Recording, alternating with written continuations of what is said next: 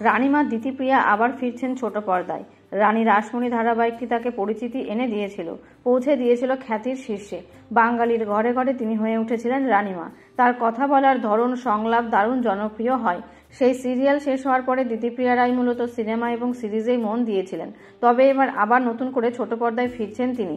জি বাংলার তরফে প্রকাশ্যে আনা হলো দ্বিতীপ্রিয়া রায়ের নতুন ধারাবাহিক তোমাকে ভালোবেসে।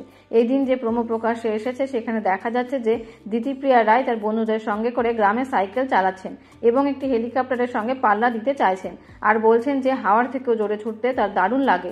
তার চরিত্রের বন্ধু যখন তাকে বলে যে মাটিতে থেকে কখনো হেলিকপ্টারের সঙ্গে পাল্লা দেওয়া যায় না, জবাবে অভিনেত্রী বলেন যে সেই জন্যই মাটিতে পা থাকা উচিত, তাহলে যখন ইচ্ছে ছোটা যায়, আবার দরকার হলে থেমে যাওয়াও যায়। এমন সময় সেখানে থাকা এক বহুরূপী তাকে বলেন যে যদি এই হেলিকপ্টারে করে তার মনের মানুষ আসে তাহলে তাকে সে কি করে নামাবেন। যদিও এর জবাব দিতে পারেননি দ্বিতীপ্রিয়া। এই ধারাবাহিকে দ্বিতীপ্রিয়ার নায়ক কে হবে সেটা এখনো প্রমোতে প্রকাশ্যে আনা হয়নি।